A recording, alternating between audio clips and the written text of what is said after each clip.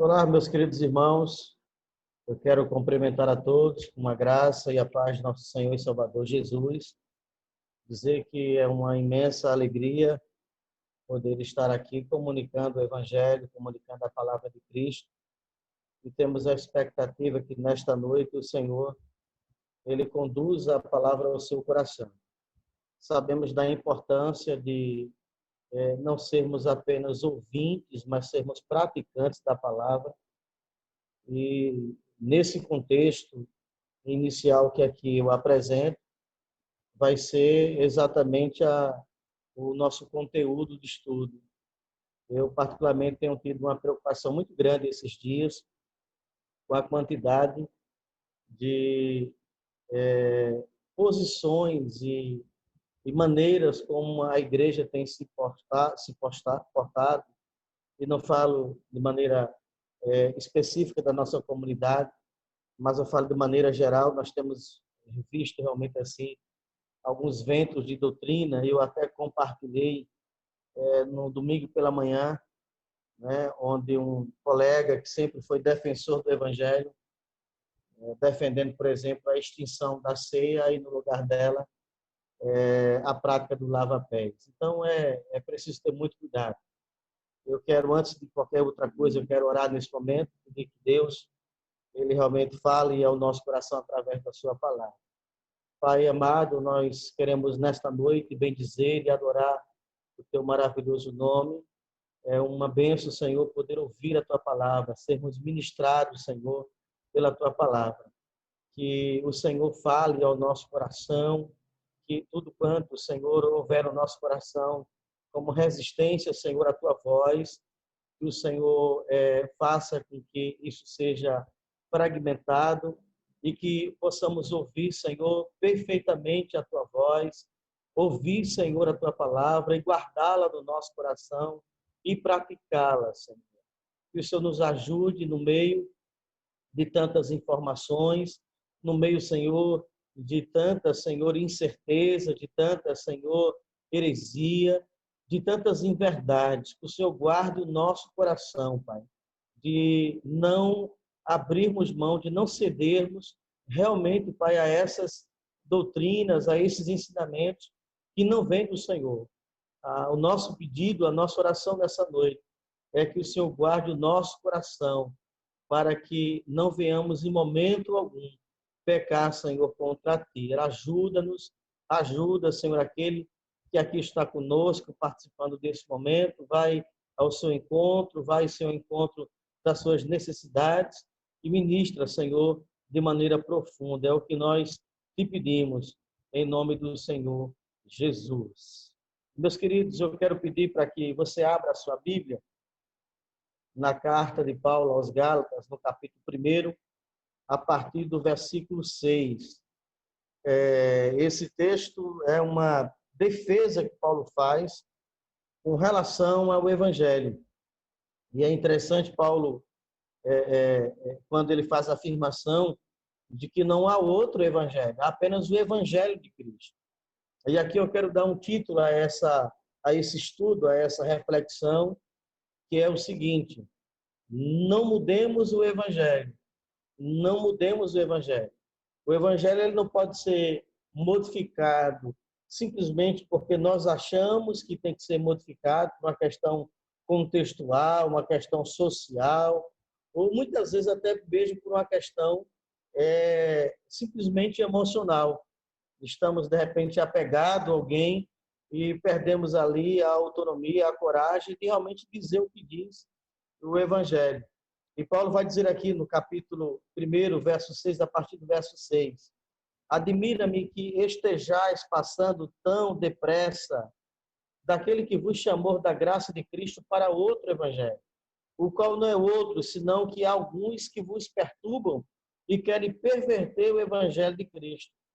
Mas ainda que nós, ou mesmo anjo vindo do céu, vos pregue evangelho que vá além do que vos tenho pregado, seja anátema, assim como já dissemos, e agora repito: se alguém vos prega evangelho que vá além do que está sendo pregado, seja anátema.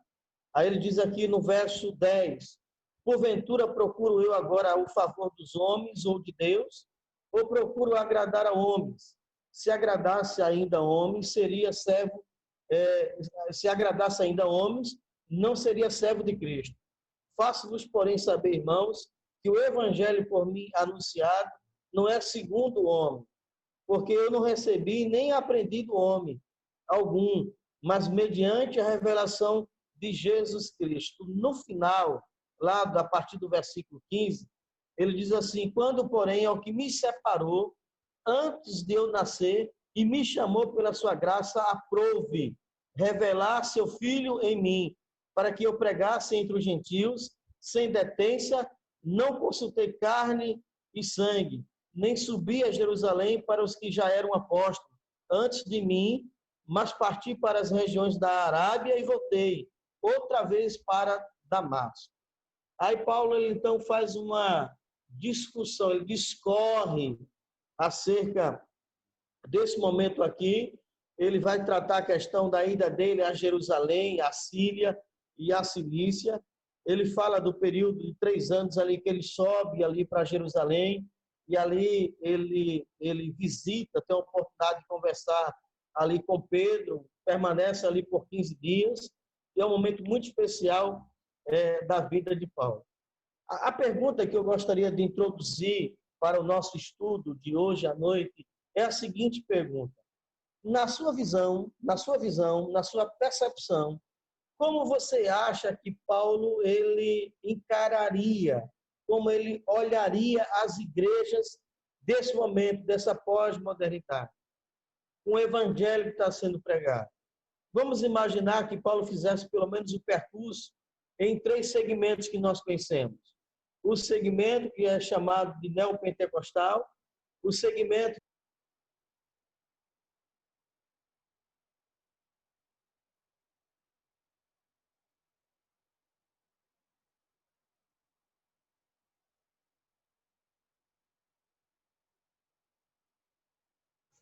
Pastor, seu microfone ficou mudo aí. Dê uma pausazinha e continue que depois eu corto.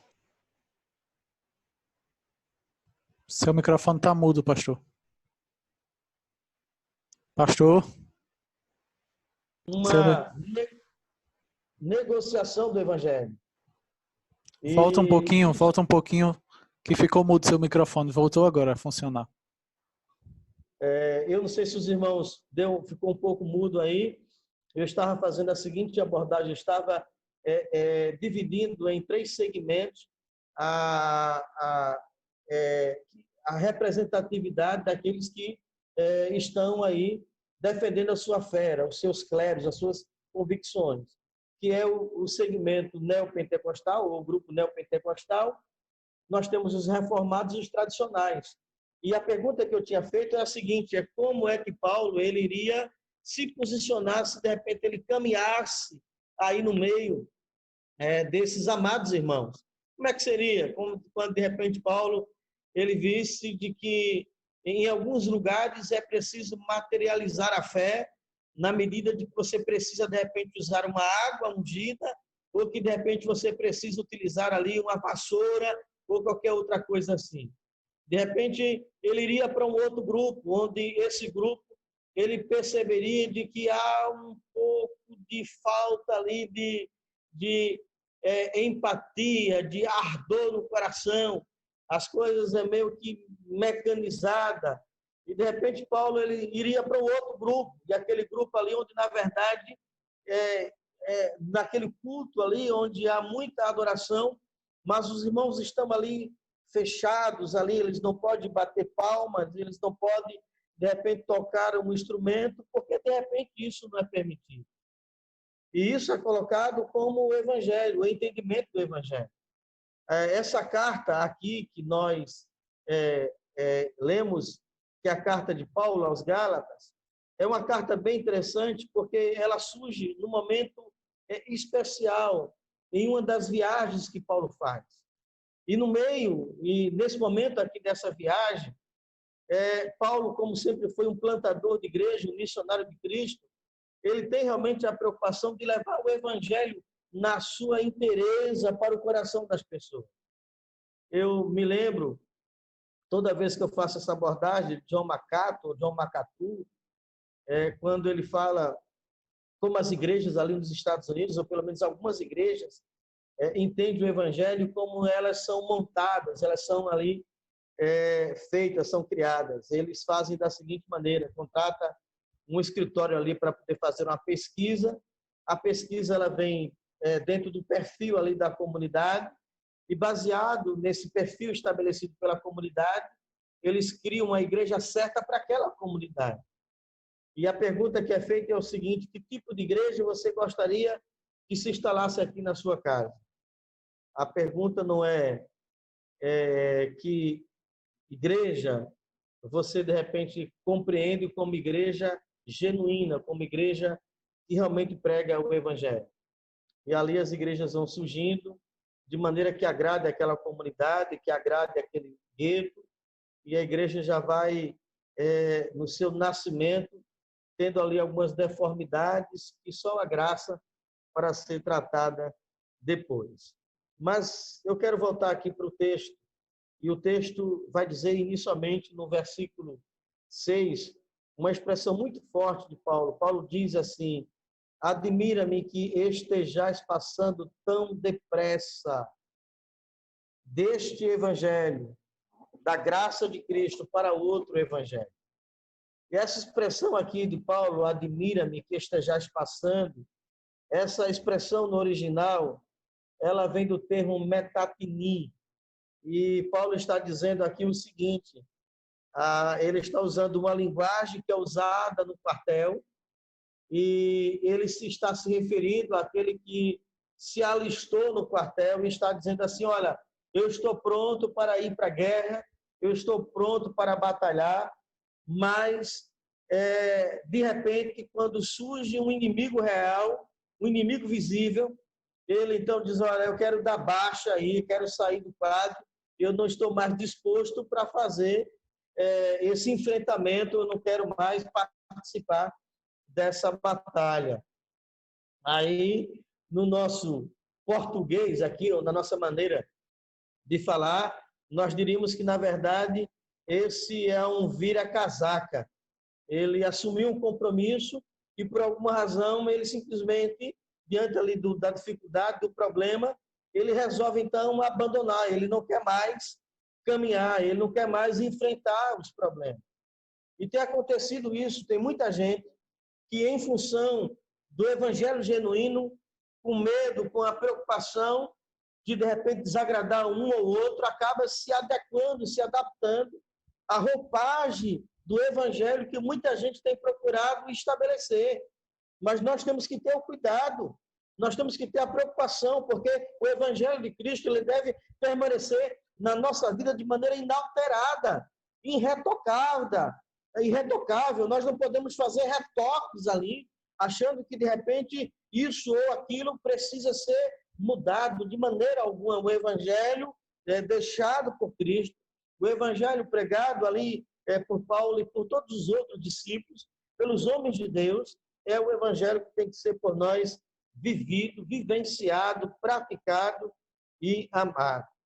Os Gálatas, que é a quem Paulo está aqui confrontando de maneira direta, era um grupo de irmãos que não abriu mão da circuncisão. Eles indiretamente estavam dizendo o seguinte: olha, o sacrifício de Cristo ele é um sacrifício vão. O sacrifício de Cristo ele não tem validade nenhuma, porque ele perdeu o seu sentido. Ele não vale nada. Então nós precisamos aí iniciar ali a circuncisão, porque sem ela nós não teremos a oportunidade de fato e de verdade de chegarmos a Cristo. Então eles iniciam, eles incluem, eles colocam como uma obrigatoriedade da lei de praticar ali a circuncisão. E Paulo ele vai bater de frente com relação a isso. Paulo vai dizer que, na verdade, Cristo ele é a nossa circuncisão. Paulo vai dizer que Cristo, ele já, no momento ali do seu sacrifício, da sua entrega, ele assumiu a postura de sacerdote, ele assumiu a postura de cordeiro, ele é um cordeiro, ele é a oferta, ele é o ofertante, ele então faz um sacrifício perfeito que nos outorga a paz, que nos dá a paz e nos dá a possibilidade de chegarmos a ele sem absolutamente nada nos impedindo, nada nos atrapalhando. Nós temos a oportunidade de nos achegarmos a Cristo. Glória a Deus por isso. E você pode dar um glória a Deus daí da sua casa. Nós temos livre acesso a Cristo. O véu que separava já não separa mais. As barreiras que existiam já não existem mais. Nós temos livre acesso a Deus, livre acesso ao nosso querido e maravilhoso Pai Celestial. O que é que nós podemos aqui rapidamente aprender com esse texto? A primeira coisa que nós aprendemos aqui nesse texto, olhando para o versículo 6, eu quero repetir novamente, porque ele é a base aqui do nosso tema de hoje à noite. Admira-me que estejais passando tão depressa daquele que vos chamou da graça de Cristo para outro evangelho. Oh, irmãos, quantos, tão pouco tempo, por tão pouca coisa, de repente resolve aí largar o evangelho, ou pelo menos resolve andar no evangelho, mas sem aproximação, apenas como alguém que admira, como alguém que respeita, mas não como alguém que quer mergulhar profundamente no evangelho, na certeza e na convicção de que quem mergulha nele tem a sua vida mudada, a sua vida transformada.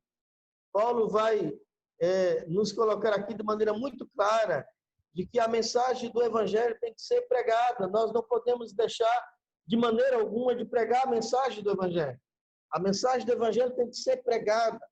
E ele diz aqui, esse evangelho, verso 7, o qual não é outro, senão o que há alguns que vos perturbam e querem perverter o evangelho de Cristo. Aí ele diz ainda no verso 8, mas ainda que nós, o mesmo anjo vindo do céu, vos pregue o evangelho, que valendo que vos tenho pregado, seja anátema. Aí ele diz no verso 9, assim como já dissemos, e agora repito, se alguém vos prega o evangelho, que valendo daquele que vos recebeste, seja anátema, seja maldito. O evangelho de Cristo é esse. E nós temos que ter o cuidado, irmãos, em nome de Jesus. Eu sei que é muito bom todas as pregações que nós temos ouvido, todas as lives, é live para tudo que é lado, para tudo que é direção, mas tenha cuidado para não contaminar o seu coração com uma interpretação errada do evangelho. Guarde o seu coração, guarde a sua vida, guarde a sua alma, tenha preocupação realmente com o evangelho, de viver o evangelho. Não permita que outra coisa entre aí na sua vida, que outro segmento, que outra ideia, que outra filosofia. Não abra mão do seu coração para qualquer outra coisa. Guarde o evangelho de Cristo, que não pode ser mudado, que não pode ser transformado. Guarde no seu coração. A segunda coisa que nós aprendemos aqui com Paulo é que valores de Deus não podem ser esquecidos tão rapidamente. Irmãos, quantos têm esquecido? É interessante que toda vez que nós temos que falar de relacionamento com Cristo, precisamos lembrar do novo amor, do primeiro amor. Lembra você? Eita, tempo bom, que a gente orava mais, buscava mais a direção de Deus. Use esse momento da pandemia, da crise, o momento que você está em casa, para orar mais, para buscar mais a presença de Deus, para que Deus seja glorificado na sua vida, aleluia, para que Deus seja honrado na sua vida. Aproveite esse momento, ainda que você seja chamado de quadrado por muita gente, porque tem aquela ideia de crente quadrado, eu já ouvi muito isso. Esse aí é um pastor quadrado, é um crente quadrado. Deixa ser quadrado, irmão.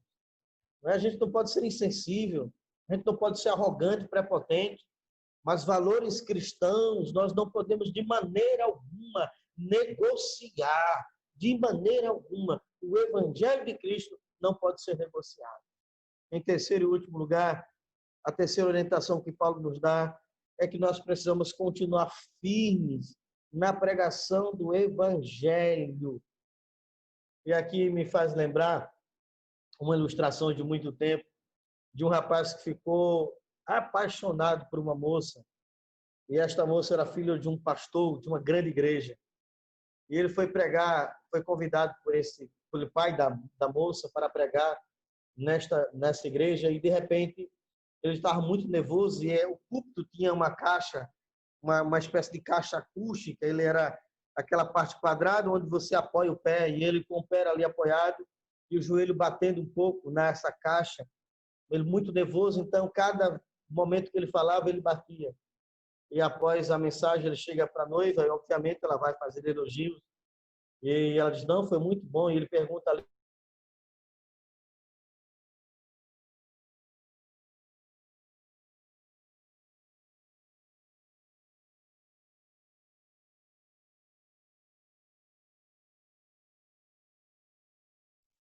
fica pouco tempo ali naquele momento, eles estavam ali jantando, e ele começa a buscar a Deus. Ele começa a buscar a Deus. A história vai dizer que esse rapaz tornou-se um dos maiores pregadores ali da Inglaterra. Um dos maiores pregadores ali, saindo da Inglaterra, ele foi para a Califórnia, ali nos Estados Unidos, começa a pregar naquela região toda, e ele começa a pregar em outros países, e Deus usa ele poderosamente. Ele assentou no coração de que ele precisava simplesmente deixar que o evangelho entrasse na vida dele, sem lhe fazer retoques, como ele fez ali na pregação. Deus começou a usá-lo com muita graça. Deus usou ele de maneira tão profunda, que quando ele abria a boca, pessoas eram impactadas pelo evangelho. Pessoas ouviam o evangelho e eram semeadas pelo evangelho. Então, eu quero dizer para você, nesta noite, que Deus quer usar a sua vida. Paulo, ele diz o seguinte, olha, eu não vou me curvar. Ele diz aqui, no verso 10, porventura procuro eu agora o favor dos homens ou de Deus? Ou procuro agradar a homens? Se agradasse ainda a homens, não seria servo de Deus. Faço-vos, porém, saber, irmãos, que o evangelho por mim anunciado não é segundo o homem, porque eu não recebi nem aprendi de homem algum, mas mediante a revelação de Cristo. Meus queridos, nessa noite eu quero concluir com o verso 15, quando Paulo diz assim, quando, porém, o que me separou antes de eu nascer e me chamou pela sua graça. Meus queridos, o seu chamado foi Deus que fez. Deus chamou você para viver o evangelho pleno e para pregar o evangelho pleno. Eu estou me comunicando aqui com alguns que são pregadores. Estou me comunicando também com alguns que são irmãos que vivem o evangelho e que, quando tem a oportunidade, cria ali uma situação para falar do evangelho para outras pessoas. Temos aqueles que são pregadores de púlpito, aqueles que são pregadores no dia a dia. Eu quero dizer para você uma coisa, pregue o evangelho como ele deve ser pregado, sem alteração, sem aparato, sem aí fazermos qualquer modificação, porque o evangelho tem que ser pregado como realmente Cristo nos ensinou, como Paulo nos ensinou, sem qualquer modificação, sem qualquer ajuste. E não tenha preocupação com relação aos resultados, porque compete a mim e a você simplesmente abrir a boca, porque os resultados, quem trará, é Deus para a sua vida, é Deus na sua vida, é Deus no seu coração, é Deus na sua família. Deus abençoe os amados irmãos, que Deus realmente leve essa palavra ao seu coração. Quero aqui lembrar de que nós vamos estar novamente online no domingo pela manhã na nossa Escola Bíblica Dominical. Vamos estar também no domingo à noite. Amanhã teremos a oportunidade também aí no live especial com os homens. Vamos estar no momento de oração, de louvor a Deus. Agradecemos. Nós vamos orar concluindo aqui esse momento. Quero também dizer aos irmãos que é importante lembrarmos das nossas responsabilidades, das nossas contribuições. Temos compromissos, muitos compromissos, e precisamos que os irmãos sejam fiéis A Bíblia diz que quando nós usamos de fidelidade com Deus, Deus certamente abrirá as portas e derramará bênçãos sem medidas na nossa vida. Quero orar por você. Pai amado, muito obrigado pela tua palavra. Senhor amado, fala ao nosso coração, Senhor. Senhor amado, que tudo quanto ouvimos nesta noite, que o Senhor faça com que em solo, Senhor, fértil, caia e que produza, Senhor, sementes, que produza mudança, que produza transformação, Pai. Nos ajuda, Senhor, a compreender o Evangelho e a realmente viver o Evangelho e a pregar o Evangelho. Pedimos que o Senhor nos ajude, nos oriente e nos capacite. Abençoa cada irmão. Abençoa, Senhor, a cada membro da nossa comunidade, Senhor, a cada pessoa que participa, Senhor, desse momento agora. Pedimos ali, Senhor, uma bênção, Senhor, para as famílias da nossa comunidade, para aqueles, ó Deus, que têm atravessado um momento difícil, para as famílias enlutadas, Senhor, por conta dessa pandemia, por aqueles que estão, Senhor, em momento difícil, enfermo, na UTI, ou de repente no leito do hospital. Também te agradecemos pela pronta recuperação que o Senhor tem dado, Senhor, a Jô.